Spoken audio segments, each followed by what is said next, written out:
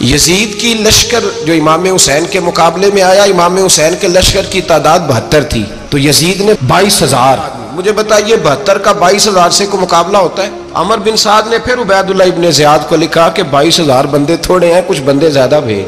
تو عمر بن سعد کو عبید اللہ ابن زیاد کہنے لگے کہ تو پاگل تو نہیں ہو گیا، 72 کے لشکر کا 22,000 بھیجا، اور کتنا بھیجو؟ تو اس نے کہا تمہیں یہ نہیں پتا یہ لوگ کون ہیں؟ یہ مولا علی شیر خدا کی اولاد ہے. ان میں ایک ایک شخص ایسا ہے جو 1,000 کے مقابلے میں لڑنا جانتا ہے. تو یہاں کمزوری دکھائی جاتی ہے. ہمارے بچے سمجھنے لگے ہیں کہ یہ شاید کوئی ایسی داستان ہے، اور اس طرح کا ماحول ٹی وی پہ میں دیکھ رہا تھا، اس طرح کا ماحول بنایا جاتا ہے جیسے کوئی خوف ہے.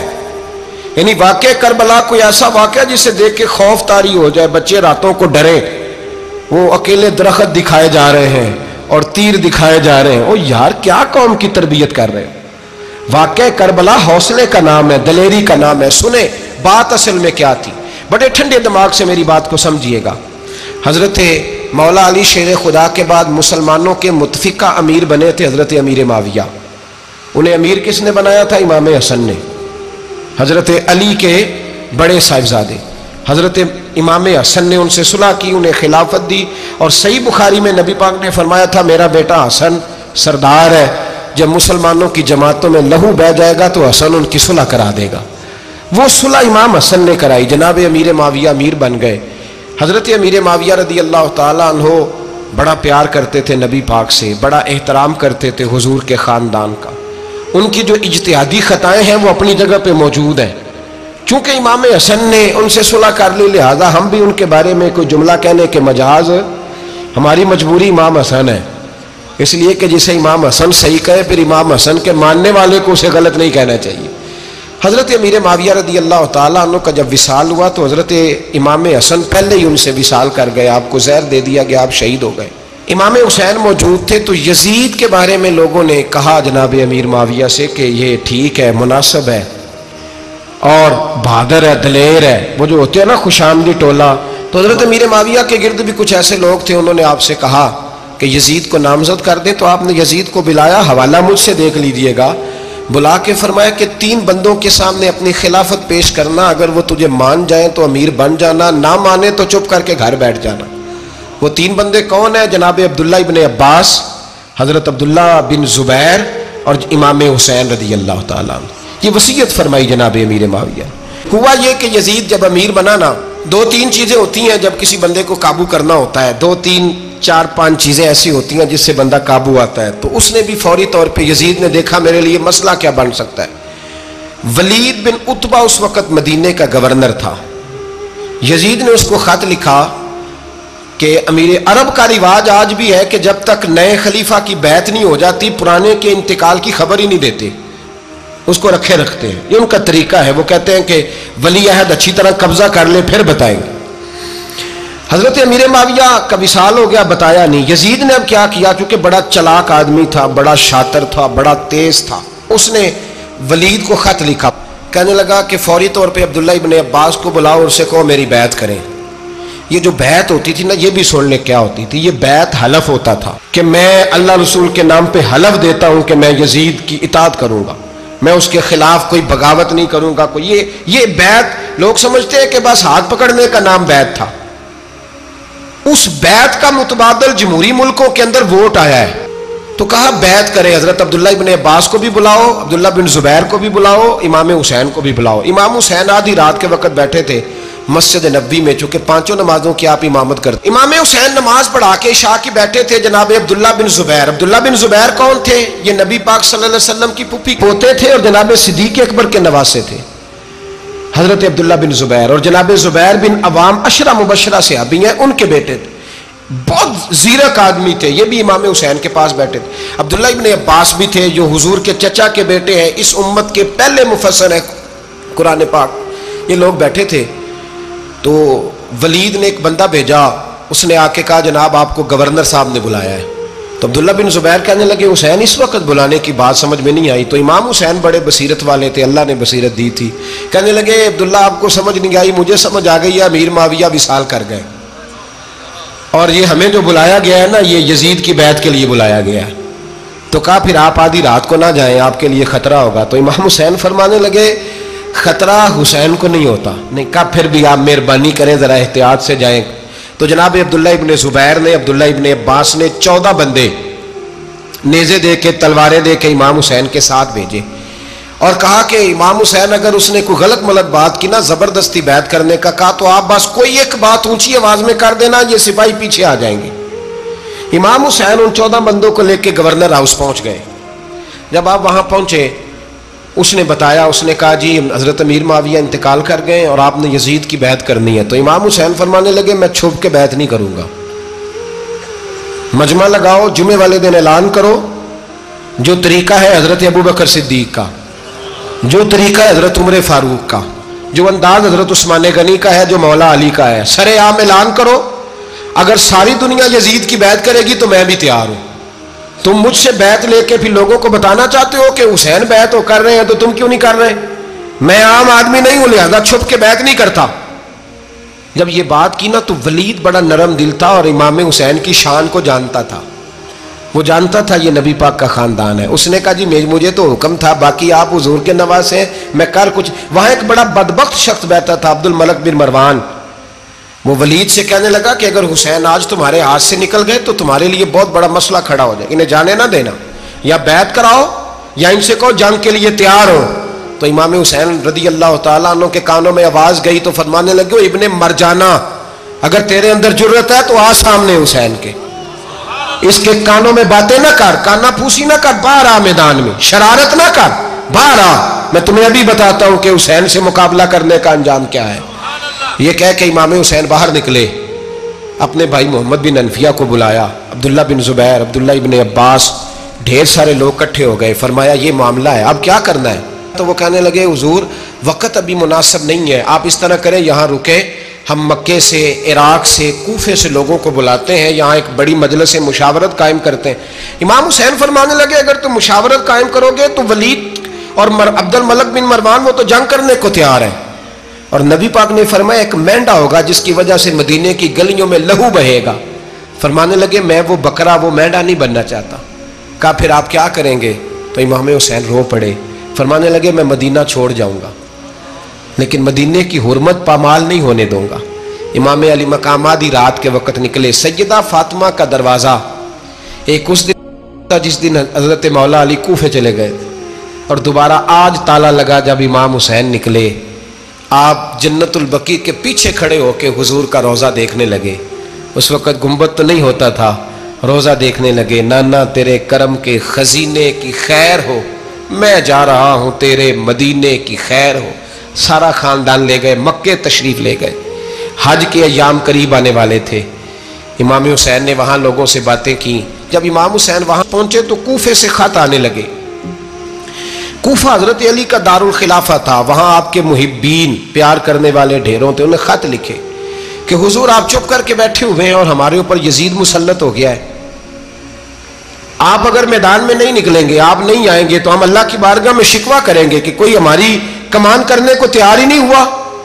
اور وہ خط 1 2 3 نہیں آئے، وہ خط اتنے تھے کہ 3 بوریوں میں بھرے تھے امام حسین، 3 بوریوں میں۔ اب مجبوری ہو جاتی ہے، حق کے لیے کئی دفعہ بات کرنا مجبوری ہوتی ہے، اگر نہیں کرے گا تو پھر اس کو بھی قبر میں جواب دینا پڑے گا۔ امام علی مقام رضی اللہ تعالیٰ عنہ نے مکے میں اب لوگوں کو جمع کیا مشورے کے لیے۔ ہر بندے نے کہا حضور وہ بلا تو رہے ہیں پر اپنے وعدوں کے پکے۔ کہا حضور وہ پکے نہیں، آپ نہ جائیں۔ ہر بندے نے کہا حالات ٹھیک نہیں، حالات گراؤنڈ ریالٹی صحیح نہیں، یہی مشورہ آج بھی ہر بندہ دیتا ہے، ابھی حالات نہیں۔ اتنے خراب حالات کبھی نہیں ہوئے تھے جتنے امام حسین کے دور میں تھے، لیکن فرمایا میں دین کے خلاف غلط حکمران کو مسلط ہونے کی اجازت، بول کے بتائیے، بول کے، غلط حکمران کو مسلط ہونے کی اجازت مزاحمت کروں گا، مخالفت کروں گا۔ امام کہنے لگے کوئی بات نہیں، وہ میرے ساتھ چلے نہ چلے لیکن میں کوفے جاؤں گا، وہ لوگ میرے ساتھ کھڑا ہونے کو تیار ہے تو وہ جھوٹ ہے یا سچ ہے پر میں چلوں گا۔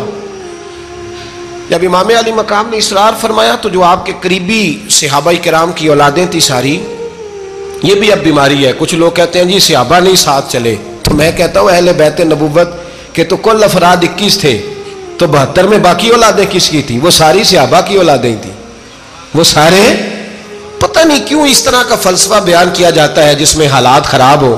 حضرت سیدنا امام علی مقام کو جب بہت زیادہ کہا گیا نا تو امام حسین رضی اللہ تعالیٰ عنہ نے فرمایا چلو میں ایک کام کرتا ہوں، مسلم بن عقیل کو بھیجتا ہوں، حضرت علی کے بھتیجے ہیں، امام حسین رضی اللہ تعالیٰ عنہ کے چچا کے بیٹے ہیں، حضرت عقیل کے صاحبزادے مسلم بن عقیل بڑے سمجھدار آدمی تھے، معاملہ فہم تھے، بڑے جری تھے، اتنا زبردست مشورہ کم لوگ دیتے ہیں جتنا حضرت مسلم بن عقیل دیتے تھے۔ ان کو بھیجا گیا کوفے۔ اب اس میں بڑی تفصیل ہے، وہ اپنے 2 بچے بھی لے گئے۔ جب وہ کوفے پہنچے نا تو کوفے پر جناب نعمان بن بشیر کی حکومت تھی، آپ گورنر تھے اور اہل بیت سے بڑی عقیدت رکھنے والے، نرم رویہ۔ عبید اللہ ابن زیاد کوفے کا گورنر نہیں تھا، یہ کسی اور علاقے کا تھا۔ جب آپ وہاں پہنچے تو نعمان بن بشیر نے دیکھا کہ حضرت مسلم بن عقیل آئے ہیں تو لوگ دوڑے ان کی بیعت کرنے، بھاگے، اتنے لوگ جمع ہوئے کہ ایک دن میں 17,000 آدمی نے بیعت کر لی۔ کتنے بندے جی؟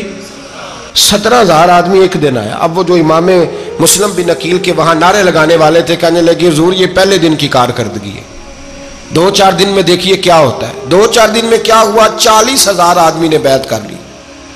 اب وہ 40,000 بندہ تیار ہو گیا۔ ادھر سے جو یزید کے وفادار تھے انہوں نے خط لکھا یزید کو کہ تو نے بڑا نرم آدمی گورنر بنایا ہے اور 40,000 بندہ چلا گیا حسین کی طرف، اگر ایک دن مسلم بن عقیل اور رہے تو جو تمہارا گورنر بیٹھے ہیں نا جناب نعمان بن بشیر، ان کو گورنر ہاؤس سے نکال کے مسلم بن عقیل قبضہ کر لیں گے، تو چپ کر کے بیٹھا ہے۔ یزید بڑا تیز تھا، اس نے ایک آدمی گھوڑے پہ دوڑایا۔ عبید اللہ ابن زیاد ایک اور علاقے کا گورنر تھا پر بڑا ظالم سا بدماش تھا، بڑا سخت گیر آدمی تھا۔ اس کو کہا کہ تو پہلے ایک صوبے کا گورنر ہے، جا تجھے دوسرا صوبہ بھی دیا۔ اس طرح کار فوری طور پہ کوفے پہنچ اور جا کے مسلم بن عقیل کو گرفتار کر، جو آدمی ان کا ساتھ پھر بھی دے اسے قتل کر دے۔ اس نے کیا کیا؟ وہ آدھی رات کو آیا، منہ چھپایا، جبہ پہنا، لوگ سمجھے امام حسین آ گئے۔ بہت سارے لوگوں نے اس کے نعرے بھی لگائے۔ وہ چپکے سے داخل ہوا اندر، اور چپکے سے داخل ہو کے اس نے سب سے پہلا کام یہ کیا کہ نعمان بن بشیر رضی اللہ عنہ کو معزول کیا، کوفے کے گورنر ہاؤس پہ قبضہ کیا۔ پھر اس نے اسی وقت سوئے ہوئے سرکردہ لوگ، جس طرح ایک گاؤں کا چودھری دوسرے کا محلے میں قبیلوں کے جو لوگ تھے چودھریوں کو بلایا، کچھ کو سزائیں دیں، کچھ کو سخت کہا، کچھ کو ان کے عیب گنوائے کہ وہ تمہارا فلانا مسئلہ پھر خراب کر دوں گا، بلیک میل کیا۔ صبح ہونے تک حالات اگر تم نے میرے قابو میں نہ کیے تو یاد رکھنا بڑا مشکل ہوتا ہے حق پہ کھڑا ہونا، بڑی چیزیں لوگوں کو یاد آتی ہیں، اللہ جانتا ہے۔ پہلے کچھ ہوتا ہے، بعد میں معاملہ کچھ ہوتا ہے۔ حضرت مسلم بن عقیل کے ساتھ جس دن عبید اللہ ابن زیاد آیا 40,000 کا لشکر تھا۔ اگلے دن صبح ہوئی، اگلے دن تو یہ حال ہو گیا کہ آپ جب کوفے کی جامع مسجد میں زور کی نماز کے لیے گئے تو 5-7 ہزار آدمی نماز پڑھنے آیا، اور جب مغرب کا وقت آیا تو لوگوں نے چند ہزار لوگ رہ گئے، نماز کی نیت باندھی۔ توجہ کرنا میری بات پہ، ایک مسئلہ بھی سمجھ میں آئے گا۔ لوگوں نے نماز کی نیت باندھی تو حضرت مسلم بن عقیل امامت کر رہے ہیں، ہاتھ باندھے ہوئے ہیں، تو بہت سارے لوگوں نے پیچھے ہاتھ چھوڑ دیے۔ ایک بندے نے دوسرے سے پوچھا وہ ہاتھ کیوں نہیں باندھتے؟ کہنے لگے اگر عبید اللہ ابن زیاد کے کسی بندے نے دیکھ لیا نا تو ہم اسے کہیں گے ہم تو نماز پڑھ ہی نہیں رہے تھے، ویسے ہی کھڑے تھے، ہاتھ ہی نہیں باندھے سرے سے۔ جب نماز کی امامت باندھی تو 10-11 صفیں تھیں۔ جب مسلم بن عقیل رضی اللہ تعالیٰ عنہ نے سلام پھیرا تو پیچھے بندہ ہی کوئی نہیں تھا۔ حضرت مسلم بن عقیل کو گرفتار کیا گیا۔ عرب کا رواج تھا دشمن کو سخت سزا دیں تاکہ باعث عبرت بنے۔ بہت اونچا مینار تھا کوفے کا، گورنر ہاؤس کا، اوپر لے جا کے جناب مسلم بن عقیل کو زمین پہ گرایا گیا۔ اور جب وہ شہید ہو گئے تو شہید ہونے سے ایک رات پہلے وہ خط لکھ چکے تھے امام حسین کو کہ آپ آ جائیں، حالات بڑے اچھے ہیں۔ خط ملا تو امام حسین مکے سے کوفے کی جانب چل پڑے۔ امام علی مقام رضی اللہ تعالیٰ عنہ جب چل پڑے، تشریف لا رہے تھے تو رستے میں فرزق شاعر ملا، بڑا محب اہل بیت تھا۔ رستے میں ملاقات ہوئی، اللہ اکبر، حضرت مسلم بن عقیل جب گرایا شہید ہو گئے تو پھر اس نے اس طرح کیا کہ آپ کی لاش کو لٹکا دیا چوک میں. لوگ دیکھتے تھے تو عورتیں بچوں کہتی تھی تو نے باہر نہیں نکلنا, ہم نے نہیں امام حسین کے ساتھ چلنا, بس بڑا خوف ہے, کوئی بندہ نہ باہر نکلے, کوئی نہیں ضرورت, ہمیں حالات بہتر ہوگی تو دیکھی جائے. آج کتنے لوگ ہیں, کتنی دیگیں پکی, کتنی نیازیں بٹی, کیا کچھ ہوا. آپ ناراض نہ ہونا, میں آپ میں سے ہوں, آپ مجھ سے ہیں, یہ بات آپ کی نہیں میری سب کی ہے. آج بھی اگر امام حسین کے نام پہ جان دینے کی باری آئے گی تو دیگیں رہ جائیں گی. ناراض تو نہیں ہو گئے آپ لوگ؟ فٹافٹ مائیں کہیں گی باہر دی جانا, بالکل پتر سانو کی لگے, سارا دن کوئی ہمارے لیے. وہ پیر صاحب تو کرتے رہتے ہیں باتیں, ان کا تو کام ہے, خبردار ہم نے نہیں جانا. دیگیں دینے کو سارے تیار ہیں, جانے دینے کو تیار ہونا. ناراض ہو گئے آپ لوگ؟ چلو کوئی نہیں, ہو جاؤ, خیر صلی اللہ ہے, بات تو ٹھیک کر رہا ہوں نا. حضرت امام حسین رضی اللہ تعالیٰ عنہ نے فرزق شاہ رستے میں ملا تو امام حسین کو کہنے لگا کہاں جا رہے ہیں؟ فرمایا میں کوفے جا رہا ہوں. کہنے لگا حضور نہ جائیے گا, لوگوں کے دل آپ کے ساتھ ہیں, تلواریں آپ کے ساتھ نہیں. سیدنا امام حسین رضی اللہ تعالیٰ عنہ کو آ کے کہا حضور وہ سارے کوفے والے مانتے ہیں کہ بات حسین کی ٹھیک ہے لیکن آپ کی سپورٹ نہیں کریں گے. اور اگلی بات فرزق نے یہ کی کہ حضور میں حضرت مسلم بن عقیل کی لاش کو لٹکی ہوئی دیکھ کے آیا ہوں کوفے کے چوک میں. بڑا ہی خوبصورت فکرہ ہے امام حسین کا. فرمانے لگے میرا بھائی لٹکا ہوا تھا, کہیں کسی کے آگے جھکا تو نہیں تھا؟ لٹکا ہی تھا نا, کہیں جھکا تو نہیں کسی کے آگے؟ کہا حضور نہیں. تو آپ فرمانے لگے اگر مسلم بن عقیل لٹک گیا تو حسین بھی لٹک جائے گا, لیکن جھکے گا. حضرت امام حسین تشریف لائے, بچوں سمیت آئے. حر بن یزید ایک شخص تھا. حر بن یزید ایک مختصر سا لشکر لے کے اس نے امام حسین کو ایک جگہ پہ روکا, پھر دوسری جگہ پہ روکا, بالآخر تیسری جگہ پہ روکا. تو امام حسین نے فرمایا جگہ کون سی ہے؟ کہا حضور کرب و بلا. فرمایا بس یہی خیمے لگا دو, یہی. حضرت سیدہ زینب نے پوچھا امام حسین سے کہ سارے زمانے نے روکا ہے, ٹھیک ہے آپ حق پہ ہیں, یہ بھی سب نے کہا آپ حق پہ ہیں, پر روکا بھی سب نے, آپ روکے کیوں نہیں؟ تو ابن کثیر اور ابن اسیر لکھتے ہیں کہ امام حسین رو پڑے, کہنے لگے بہن میں رک جاتا پر میں نے رات کو نانا مصطفیٰ کو خواب میں دیکھا ہے. تو حضور نے فرمایا حسین اگر آج یہ رواج پڑ گیا نا یزید جیسے لوگوں کا تو قیامت تک پڑا رہے گا. پھر لوگ کہیں گے کوئی نکلا نہیں تھا تو ہمیں بھی نکلنا. پھر لوگ ظالموں کے سامنے گردنیں جھکانے کے عادی ہو جائیں.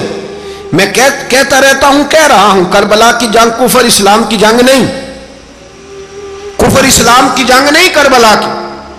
کیونکہ یزید تو بڑا پکا نمازی تھا, خطبہ دیتا تھا. وہ تو جب امام حسین رضی اللہ تعالیٰ عنہ نے کربلا کے میدان میں جمعے کا دن تھا تو یزید کے سامنے کو بات کرنی شروع کی, عمر بن سعد کے سامنے. تو عمر بن سعد کہنے لگا حسین زیادہ باتیں نہ کر, ہمارا جمعہ لیٹ ہو رہا ہے, جنگ کے لیے تیار ہو, فٹافٹ آ. اہل بیت نبوت کو قتل کریں گے اور قتل کے بعد پھر نماز پڑھیں گے اور پھر کہیں گے اللہم صلی علی محمد وعلی آل محمد, اسی نماز میں پھر درود بھی پڑھیں گے.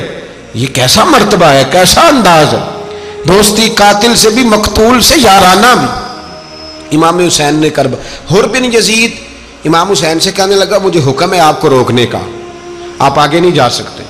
امام صاحب نے فرمایا وجہ زمین اللہ کی ہے. اس نے کہا آپ بیعت نہیں کر رہے, یزید کی حالات آپ کے حق میں درست نہیں ہیں, آپ نہیں جائیں گے. امام روک گئے. ظہر کی نماز کا وقت ہوا تو حضرت علی اکبر امام حسین کے بڑے صاحبزادے انہوں نے اذان ظہر پڑھی تو حر بن یزید کے لشکر نے امام حسین کے پیچھے نماز ادا کی. کہا بھئی تم مقابلے میں آئے ہو, نماز پیچھے پڑھتے ہو؟ کہا حضور مقابلہ تو تلواروں سے کر رہے ہیں پر ہمارا دل تو مانتا ہے نا کہ مصطفیٰ کا نواسہ بڑی شان والا ہے. حر بن یزید نے 3 نمازیں لشکر سمیت امام حسین کے پیچھے پڑھی ہیں, 3 نمازیں, ظہر اثر اور مغرب. پھر امام حسین کے سامنے شرائط پیش کی کہ آپ کو یہاں گھیر لیا گیا ہے, یہاں آپ بیعت کریں گے, یہاں جنگ کریں گے, 2 ہی باتیں. امام حسین نے فرمایا نہیں بھائی بیعت تو میں نہیں کرتا, اس کے علاوہ تم جو کہتے ہو میں کرنے کو تیار ہوں. اس نے خط لکھا, عبید اللہ ابن زیاد کو ایک بندہ دوڑایا پیچھے کوفے, چند میل پہ کوفہ تھا. کہا وہ نہیں مان رہے, کیا کرنا ہے؟ تو حسین ابن علی ہے, میں زیادہ دیر انہیں روک بھی نہیں سکتا. انہوں نے پیغام دیا حر بن یزید کو کہ کرنا کچھ بھی نہیں, ان کا پانی بند کر دو, بلیک میل کرو, کھانا پانی نہیں ملے گا, چھوٹے چھوٹے بچے ہیں, خود ہی مان جائیں گے. حضرت इमाम अली मकाम के बारे में हुर के पास जब ये पैगाम आया तो हुर कहने लगा मेरी तबीयत नहीं मानती हुसैन पर पानी बंद करूं, दिल नहीं मानता। जब ये लफ्ज कहे ना दोबारा तो फिर उबैदुल्लाह इब्ने ज़ियाद ने अमर बिन साद को 10,000 आदमी दे के भेजा। का हुर बिन यजीद लचक दिखा रहा है हुसैन के हक में। एक रे का इलाका था, बड़ी वहां फसल होती थी, लोग कोशिश करते थे वहां का गवर्नर बनने की कोशिश करते थे। तो उबैदुल्लाह इब्ने ज़ियाद कहने लगा तुम्हें रे की गवर्नरी मिलेगी, सबसे सरसब्द व शादाब इलाका, तुम्हें वहां का गवर्नर बनाया जाएगा अगर हुसैन के खिलाफ लड़ोगे। ये इतनी जबरदस्त होती हैं गवर्नरियां कि गवर्नरियों के लिए लोग नस्ल रसूल के खिलाफ भी निकल आते हैं। ये इतनी तगड़ी होती हैं, इतनी जल्दी वफादारियां बदलती हैं। वक्त इतना नहीं कि मैं मजीद तफसील में जाऊं। इमाम हुसैन को रोक लिया गया, अमर बिन साद ने रोक लिया। यकम मुहर्रम को इमाम आए, 7 मुहर्रम तक रोका गया, 7 मुहर्रम को पानी बंद कर दिया। जानवर पानी पीते थे, घोड़े पीते थे, कुत्ते पीते थे, लेकिन मुस्तफ़ा के घराने को पानी पीने की इजाज़त 3 दिन तक पानी बंद रहा। 9 मुहर्रम को अमर बिन साद ने और लोग बुलाए। शिमर एक बड़ा सख्त आदमी था, संग दिल बदबख्त, जिसने हजरत अली असगर के गले पर तीर मारा था, वो और लश्कर लेके आया। रात को कहने लगा इमाम हुसैन रज़ी अल्लाह ताला अन्हु से कि बस बड़ा हो गया, ये 9-10 मुहर्रम की दरमियानी रात, या आप जंग करेंगे या आप बैत करेंगे, 2 ही बातें। इमाम हुसैन अंदर गए, सैयदा ज़ैनब से मशवरा किया, बाहर आए, फरमाया बात वही है जो पहले दिन वाली है। इमाम हुसैन रज़ी अल्लाह ताला अन्हु ने फरमाया भाई बैत तो मैं नहीं करता, बाकी जो तुम्हारा प्रोग्राम है। शिमर और इब्ने साद कहने लगे फिर जंग के लिए तैयार हो जाएं। क्या अंदाज है इमाम हुसैन का। फरमाने लगे कल जंग करूंगा, मुझे पता तो है जंग का नतीजा क्या निकलना है, एक रात मुझे दे दो ताकि मैं खुल के अपने रब की इबादत तो कर लूं। हुसैन ने जाना है, मुझे पता है कल रिजल्ट 72 और 22,000 का क्या एक रात मुझे दो, मैं मालिक से राज न्याज तो करूं, मैं गोया उससे पूछूं तो सही कि मालिक मेरे वालिद भी शहीद हैं, भाई भी शहीद हैं, नाना को भी दुखों में देखा है, तो अब मेरी बारी है, तो मालिक मैं हाजिर हूं, मुझे मौका तो दो, इसलिए कि मेरे नाना ने बदर में भी सारी रात इबादत की थी, सुबह मुझे मौका दो। और दुनिया का उसूल है जब कोई मौका मांगता है तो दिया जाता है। ये दोनों कहने लगे कोई मौका नहीं। हुर बिन यजीद पीछे से बोला, कहने लगा नहीं, बदतमीजी ना करो, हुसैन को मौका दो, तुम्हें देना पड़ेगा। मौका दिया। हुर बिन यजीद ने फिर मिन्नत की, कहा हुजूर आप मेहरबानी करें मान जाएं। फरमाया मानने वाला खाता कोई नहीं, ये बड़ा मुश्किल काम है भाई। ज़मीर का सौदा अब तो आम हो गया, बाजार लगते हैं, रेट लगते हैं, अपनी अपनी चाहतों पे लोगों ने अपने अपने अंदाज सजाए हुए। कोई आदमी बस अच्छे तरीके से नाम ले ले तो बस हम उसके पीछे चल जाते हैं। अब तो आम हो गया ये मामला। इमाम हुसैन ने फरमाया हो ही नहीं सकता, मुमकिन ही नहीं है। सारी रात इबादत में गुजरी, रियाजत में गुजरी। तहज्जुद का वक्त हुआ तो घर वालों को बुलाया, फरमाया देखना तुम्हारी सी की आवाज ना बाहर आए, खबरदार सी की आवाज ना आए। और इमाम ज़ैनुल आबिदीन से फरमाया तू बीमार है, तू जिहाद नहीं करेगा, लेकिन ख्याल रखना पीछे। और बड़ी कीमती बात बता रहा हूँ, हमारी बीवियाँ किसी के घर मैयत हो जाए तो 4 दिन बुखार नहीं उतरता। इमाम अली मकाम ने सैयदा ज़ैनब से फरमाया तू बड़ी है, मेरी बहन है, पीछे सारे बच्चे हैं, जवान हैं, इनके हौसले तेरी जिम्मेदारी हैं। सुबह जंग का तबल बजने लगा, फजर की नमाज पढ़ी, सूरज चढ़ा, 10 मुहर्रम का दिन, जुमे का वक्त। जनाब सैयदना इमाम हुसैन रज़ी अल्लाह ताला अन्हु ने रेत पर सजदे किए, लंबे सजदे, लंबी नमाज। सूरत शम्स की आयात दूसरी रकत में पढ़ी तो सारा करबला गूंजने लगा। क्या अंदाज़े तकल्लुम था इमाम अली मकाम का। नमाज मुकम्मल हुई तो हुर बिन यजीद, अमर बिन साद और शिमर से कहने लगे वाकई हुसैन से लड़ोगे, पता नहीं कौन है। कुल्ला सालुकुम अलैहि अजरन, तुमने नहीं पढ़ा इल्लल मवद्दत फिल कुर्बा, तुम्हारी आंखें बंद है। अल हसन वल हुसैन सय्यदु शबाब अहले जन्ना, तुम्हें नहीं पता। कहने लगा चुप कर, हुकूमत नजर आ रही है। और बिन यजीद कहने लगे फिर मेरा भी फैसला सुनो, मुझे हुकूमत नहीं चाहिए, मुझे जन्नत चाहिए। हुकूमत नहीं चाहिए। इमाम हुसैन की पहली फतह देखें, और बिन यजीद एड़ी लगा के ना यजीद के लश्कर से निकल के इमाम हुसैन के लश्कर में शामिल हो गया। और पहला शख्स जिसने इमाम हुसैन को रोका امام حسین کے نام پر پہلا سر بھی اسی شخص نے کٹایا ہے، لیکن یزید کی قبر پہ لعنت بھی کوئی نہیں برساتا، اس کا محل تھا بہت بڑا، لیکن جب لوگ کربلا میں امام حسین کو سلام کرنے جاتے ہیں تو قدموں میں حور بن یزید کا مزار بھی بنا ہوا ہے، اس کو بھی سلامی دی جاتی ہے۔ اور اب ہم اکیلا حور بن یزید نہیں کہتے، ہم کہتے ہیں حور بن یزید رضی اللہ تعالی۔ اب ہم اتنی تعظیم کرتے ہیں اس حور کی۔ جناب امام حسین کو میدان میں کھڑا کیا گیا، جہاد کا طبل بجا، پہلے خدام آئے، اور سن لو آج وہ پتہ نہیں بازاری سے لوگ چڑھ گئے اسٹیجوں پہ، بازاری سے، نہ چہرے پہ داڑھی ہے نہ سر پہ کوئی کپڑا ہے، بازاری لوگ ہیں، بھاگ رہے ہیں، بازو چڑھائے ہوئے ہیں، بٹن کھولے ہوئے ہیں، تماشا بنا دیا۔ سننے والوں کا بھی اللہ ہی حافظ ہے، وہ سٹیج پہ یہ اہل بیت کی شان بیان کرتا ہے، بھاگ کے ادھر جاتا ہے، یہ کوئی طریقہ ہے؟ سننے والوں کا بھی عجیب انداز ہے، ہر بندے کو سننے بیٹھ جاتے ہیں۔ دین مہذب ہے، تہذیب والا ہے، دلائل رکھتا ہے، دین وقار رکھتا ہے، ایسے لوگ اب دین بیان کریں گے؟ حضرت سیدنا امام حسین رضی اللہ تعالیٰ عنہ صبح جب جہاد کا وقت آیا، پتہ ہے کون کون تھے کربلا میں؟ امام حسین کے ساتھ امام حسین کے 4 بھائی تھے کربلا میں۔ کتنے؟ بول کے بتائیں۔ حضرت علی کے 4 بیٹے، عباس بن علی، جن کو حضرت عباس کہا جاتا ہے نا، علمدار، یہ حضرت علی کی دوسری زوجہ میں سے عباس بن علی بھی تھے، اور ابو بکر بن علی بھی تھے، عمر بن علی بھی تھے، عثمان بن، یہ حضرت علی کے بچوں کے نام ہیں۔ یہ آپ کے شہزادے امام حسین کے ساتھ شہید ہوئے، ان کا نام صرف اس لیے نہیں لیا جاتا کہ ان کا نام خلفائے ثلاثہ کے نام پہ، حضرت علی نے اپنے یاروں کے نام پہ رکھا ہے، تو تم نے کربلا کے میدان سے خارج کر دیا۔ یہ تینوں شہزادے حضرت جناب سیدنا امام حسین کے ساتھ تھے، یہ بھی شہید ہوئے۔ حضرت جناب زینب امام حسین کی سگی بہن ہے، ان کے 2 بچے تھے، اون و محمد۔ جب امام حسین میدان میں جانے لگے تو جناب زینب بچوں سے کہنے لگی، نہ پہلے بھائی نہیں جائے گا، پہلے بھانجے جائیں گے۔ 2 بچے شہید ہوئے۔ حضرت قاسم بن حسن امام حسن کے بیٹے تھے، وہ جب میدان میں جانے لگے تو امام حسین نے کہا، نہیں بھائی تو نہیں جائے گا، تو میرے بھائی کی نشانی ہے، میں جاؤں گا۔ تو حضرت قاسم بن حسن نے ایک تعویذ کھول کے دیا کہ ابا جی میرے والد نے کہا تھا جب بڑی مشکل آ جائے تو تعویذ کھول کے دیکھنا، تو آج بڑی مشکل آئی ہے تو میں نے تعویذ کھولا ہے، تو یہ دیکھیں کیا لکھا ہے، یہ تو رکا ہے، تعویذ ہے ہی نہیں۔ جب کھول کے دیکھا تو اس پہ لکھا تھا، قاسم اگر حسین پہ کوئی کڑا وقت آ جائے تو بیٹھ کے آگے آگے رہنا، اگر کڑا وقت میرے بھائی پہ کبھی آ جائے نا، دیکھنا اس کے آگے آگے چلنا، اسے حسن کی کمی نہ محسوس ہو، پائیاں جہاں ساک نہیں کوئی جے وچ خار نہ ہوئے۔ سیدنا امام حسین پہلی دفعہ کربلا میں اس وقت روئے جب یہ رکا، آپ نے دیکھا تو فرمایا ٹھیک ہے، اگر حسن کی یہ وصیت ہے تو میں نے زندگی میں اگر ان کی ہر بات مانی ہے اب بھی مانوں گا، تمہیں اجازت ہے۔ جناب قاسم بن حسن 16 سال کا جوان جب میدان میں نکلے تو ہائے ہائے پتہ نہیں کہاں سے آ گئی ہے۔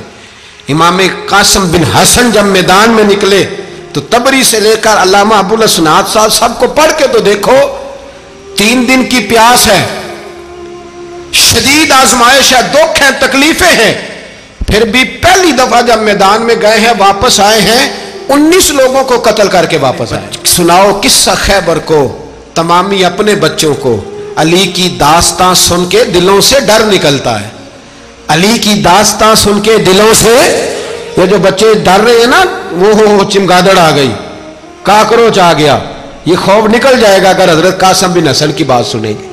درجنوں لوگ آپ نے قتل کیے۔ ایک دفعہ آئے، کہا چاچا یزید کا لشکر تو بڑا ہی بزدل ہے، اگر چند قطرے پانی میرے حلق سے گزرے تو میں سارے کاٹ کے لے آؤں گا آپ کے پاس، چند قطرے۔ لیکن تھوڑی دیر گزری، عمر بن سعد کہنے لگا اکیلے اکیلے جاؤ گے تو علی کا پوتا ہے، یہ سب کو مار دے گا، کٹھے جاؤ۔ چاروں جانب سے تیر برسے، ایک تیر لگا آ کے گردن کے پیچھے، بس جناب سیدنا قاسم بن حسن گھوڑے سے نیچے گرے تو جناب زینب حوصلہ کر کے آنسو سمیٹ کے کہنے لگی میں دیکھ رہی ہوں پردے کے پیچھے سے حسین میرے بھائی کا بیٹا گر گیا ہے، جا اسے اٹھا کے لا۔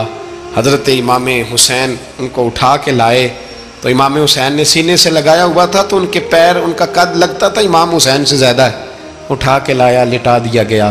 امام حسین کے اپنے بڑے بیٹے میدان میں نکلنے کو، علی اکبر نام ہے، جب جن لوگوں نے حضور کو نہیں دیکھا تھا وہ جب کہتے نا ہم نے نبی پاک کا دیدار نہیں کیا تو بتاؤ کس طرح کے تھے، تو بتایا جاتا تھا کہ جناب علی اکبر کا دیدار کرو، ہم شبیہ مصطفیٰ۔ اور جب وہ گلیوں میں نکلتے تھے تو عورتیں چھتوں پہ چڑھ جاتی۔ جناب علی اکبر رضی اللہ تعالیٰ عنہ تلوار لے کے میدان میں نکلے، جوان بیٹے دینے بڑے مشکل۔ او یارو رٹا کیا ہے یہ تو بتاؤ، کہ ظالم آدمی حکمران، یار یہ رٹا ہے، ایک ظالم کا رستہ روکنا ہے، اس رٹے کے لیے ہم شبیہ مصطفیٰ جناب سیدنا امام علی اکبر میدان میں نکلے، بڑے لوگ مارے، بڑے، پھر ایک تیر ان کے بھی گلے میں لگا، اور جب وہ گرے نا زمین پہ تو حضرت امام حسین دوڑ کے آئے، دوڑ کے، اور جب تشریف لائے تو ان کے گلے سے تیر کھینچا تو ایک جملہ لکھا ہے صاحب تبری نے، اس نے حد کر دی، کہنے لگے تیر کھینچا تو امام حسین کی آنکھوں میں آنسو آئے، کہنے لگے کاش جناب ابراہیم آج میرے سامنے ہوتے تو میں انہیں کہتا کہ آپ نے تو بیٹا ذبح کرتے وقت آنکھوں پہ پٹی باندھی تھی، دیکھو میں کھلی آنکھوں سے بچے ذبح کر رہا ہوں، کھلی آنکھوں، کاش جناب ابراہیم خلیل ہوتے تو انہیں کہتا۔ جناب علی اکبر بھی شہید ہوئے۔ حضرت علی اصغر کو تو اچانک اٹھایا تھا امام حسین، باہر نکلے تو گردن پہ تیر لگا تو 6 مہینے کا بچہ وہ بھی شہید ہوا، خون اچھالا آسمان کی طرف تو کہا مولا دیکھ لے، میں نے 6 مہینے والا بھی نہیں بچایا، وہ بھی دے دیا ہے۔ پھر حضرت عباس کو بیٹیوں نے کہا کہ اب نہ، کچھ کہتے ہیں پہلے شہید ہوئے، کچھ نے لکھا بعد میں، کہ اب ہم سے پانی کے بغیر نہیں رہا جاتا، تو جناب عباس پانی کا مشکیزہ لے کے نکلے باہر، ایک ہاتھ کٹا، دوسرے پہ مشکیزہ وہ بھی کٹا، پھر پانی تو بھر لیا تھا لا نہ سکے، پھر گردن کٹی تو شہید ہوئے۔ بچوں کی بھی شہادت ہوئی، پر جب ان کا لاشا اٹھایا تو امام حسین کہنے لگے مولا اب نہ حسین کی کمر کمزور ہو گئی ہے، اب کمزور ہو، اور بھائی ایک میت ہو جائے تو 4-5 دن تو پوری آنکھیں نہیں کھلتی، کیسا جری خاندان ہے۔ تھوڑی دیر گزری تو امام علی مقام نے پٹکا باندھا، سر پہ دستار باندھی، مولا علی کی تلوار پکڑی، نبی پاک کا امامہ باندھا اور گھوڑے پہ سوار ہوئے تو کہنے لگے زینب گھر تیرے حوالے اور میں اللہ کے حوالے، گھر تیرے حوالے اور میں، اور پھر امام حسین نکلے، امام علی مقام نکلے۔ راوی کہتے ہیں کہ یہ جلوہ پہلے بھی بڑے سونے تھے پر آج جو رنگ دیکھا وہ کبھی نہیں دیکھا، کیا انداز تھا، جدھر جاتے نعرہ لگاتے تو حد ہو جاتے، اتنے لوگ امام حسین نے کاٹے، اتنے کاٹے، پھر واپس پلٹ کے آئے اور کہنے لگے زینب ذرا پردے کے پیچھے سے دیکھ تو صحیح میری بہن، ان بزدلوں کو جرت ہی نہیں ہو رہی حسین کے مقابلے میں آنے، ایک دوسرے کو دھکا دیتے، تو جا تو جا، پھر اکٹھے وار ہوئے۔ یہ کون ہے کٹا ہوا، لباس ہے پھٹا ہوا، یہ بال یقین حسین ہے، نبی کا نور عین ہے۔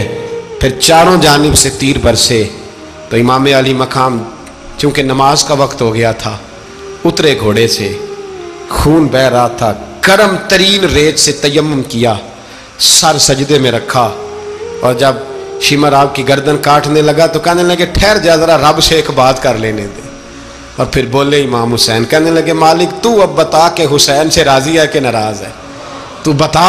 تو پھر ایک آواز آئی، یا ایتھا النفس مطمئنہ ارجعی الی ربک راضیۃ مرضیہ، فرمایا نفس مطمئنہ واپس آ جا، تو اللہ سے راضی ہے، اللہ تجھ سے راضی۔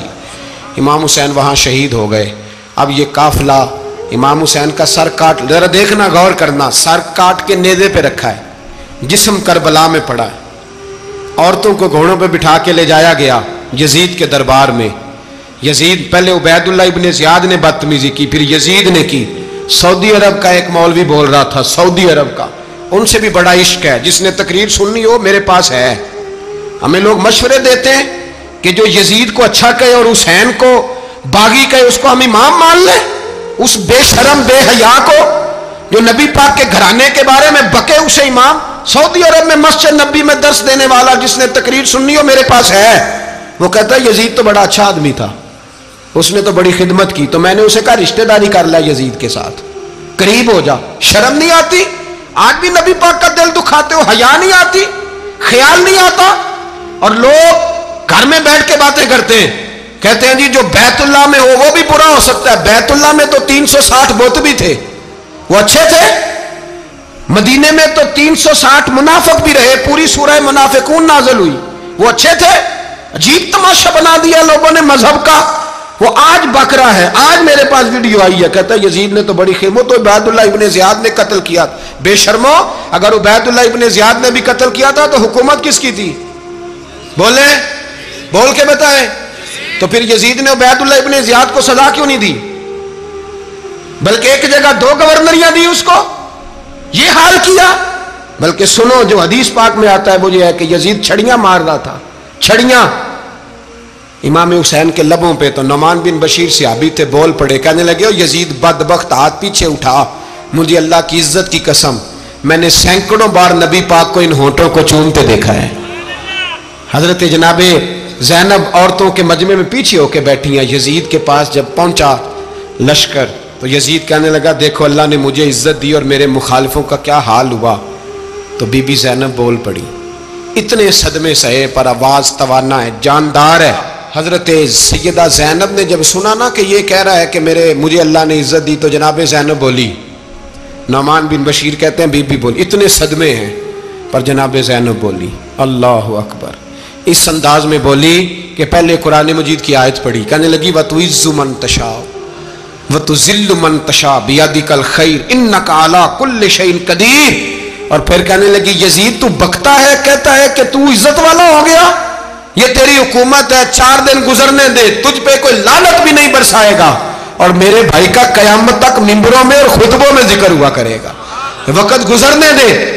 جب جناب بی بی زینب بول رہی تھی تو حضور کے ایک نابینا صحابی پاس بیٹھے تھے، جناب نعمان بن بشیر کا ہاتھ ہلایا، ہلا کے کہنے لگے کیا علی آ گئے؟ تو علی کی آواز لگتی ہے، جبریل امی بول رہے ہوں جیسے، حکمت کے گوہر رول رہے ہوں جیسے، دربار دمشق میں بی بی زینب کا خطاب، منبر پہ علی بول رہے ہوں جیسے۔ میرے بھائی بس کربلا والا قافلہ تو مدینے پہنچ گیا، 3 سال یزید نے حکومت کی، شرابیں عام ہو گئیں، مکے پہ حملہ ہوا، خانہ کعبہ کا غلاف جلا، مدینے پہ اس نے حملہ کیا، 3 دن مسجد نبوی میں اس نے گھوڑے باندھے، مسجد نبوی میں صحابہ کو نکال کے اپنا اس نے امام مقرر کیا، لیکن پھر امت نے اسے قبول نہ کیا، پھر وہ رسوا ہوا اور آج تک وہ رسوا ہے۔ لیکن امام حسین کا نام کل بھی زندہ تھا اور آج بھی